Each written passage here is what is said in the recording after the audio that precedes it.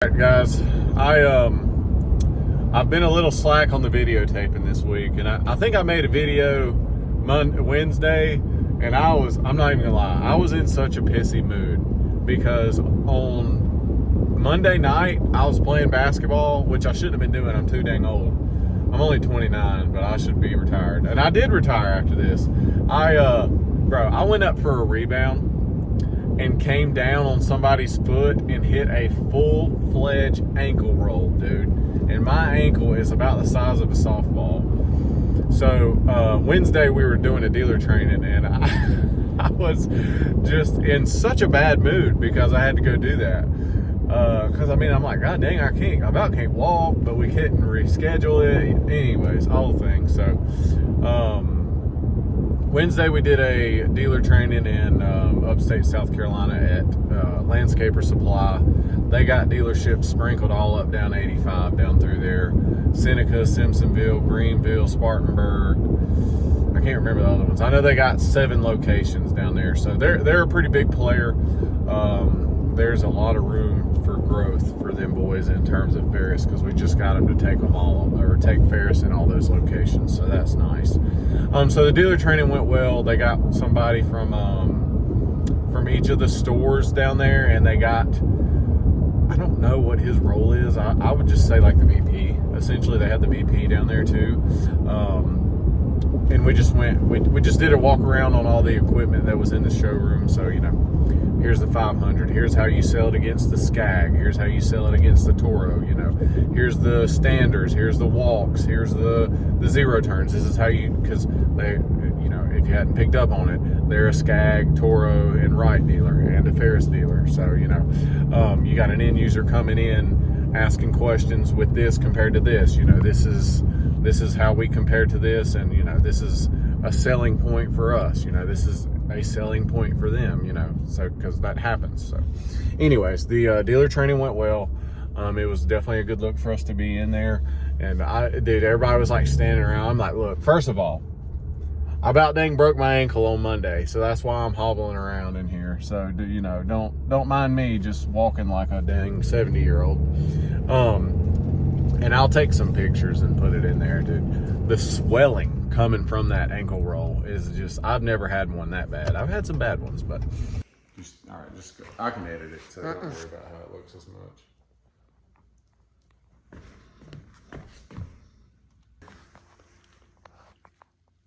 Anyways, and then after that, left and went to Atlanta. Had to pick up 2 mowers and then drop another one off for the previous week's demo for a large player in that market that was looking at flipping a fleet from one brand to Ferris. So we're pulling strings and we're leaving.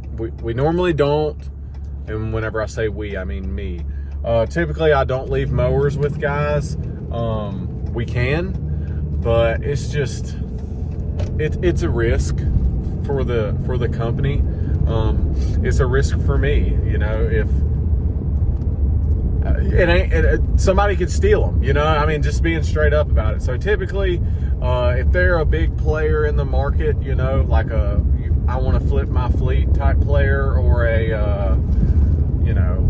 hey, we need to leverage this municipality to go sign on another dealer, Savannah, which worked, by the way. That was a big time play right there. So they wanted it. We went to the dealer. Hey, these guys want this. You don't sell it. You don't sell Ferris. What you want to do? You know what I mean? So, so under those circumstances, we will leave mowers. And I don't want to say you're small fish, but just be honest about it. Your guys that are only running like one truck or single operators, your business is important to us, but we are not going to leave a mower with you. I'm sorry. It's too much headache. It's too much risk. It's too much paperwork. I got to drive down there and drop it off and then drop back home. And then I got to drive back down there and pick it up and then drop back home. It's just, I don't want to say it's worth it, or I don't want to say it's not worth it, but that is not the most efficient use of my time. I don't like dropping mowers off if I don't have to. So drop those off Thursday, which is today. Drove all the way back with the mowers. Like I said, you'd have to do. But, it's all good. That's part of the game. if he ends up flipping his fleet with, I don't know, 4 to 10 mowers, I would say that's worth it. Anyways, drove back home from Atlanta. My gimbal's acting funny. Drove back home from Atlanta, and freaking leg was bothering me, bro. So I was just like, look, dude, I gotta go to the dang urgent care and get an x-ray. Just left there. It is negative, so that's a good thing. So tomorrow, we are, or as of right now, we are getting locked and loaded for the Lawn Care Life Conference, which is in Birmingham, Alabama, which is hosted by Paul Jameson with the dang it, what is that podcast? Green Industry Podcast. Massive influencer in the lawn care industry. 100,000 plus followers on Instagram and Facebook.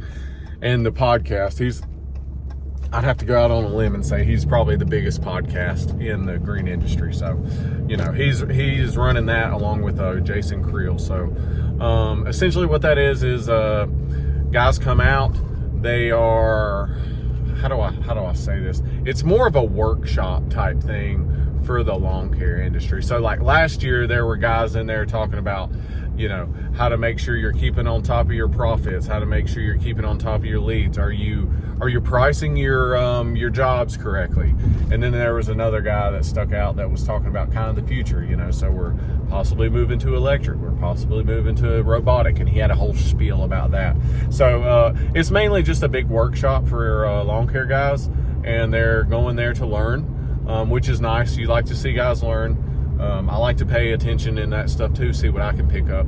And it's a good opportunity for the guys to network with each other. So, you know, they're bouncing ideas off each other. They're meeting some of these influencers that they see on social media all the time, getting to meet them in person. And it's also an opportunity for them to demo some equipment. So we are bringing anywhere from 7 to 10 mowers. I know I'm going to have 4, and Casey's going to have 3, and Martin's going to have 3. So 3. I think that's 10.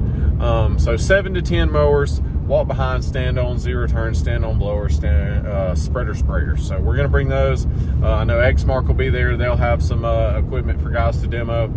And Crest, the electric handheld company, they will be there also. So it's an opportunity for those guys to learn, network, and demo equipment, and eat some good food and whatnot. So tomorrow, getting ready for that. I got to go pick up a bunch of beer so that we can take it down there, because we're sponsoring the taco party on Friday. And then I need to get my FW45 put in the back of the truck so that I can transport all these mowers.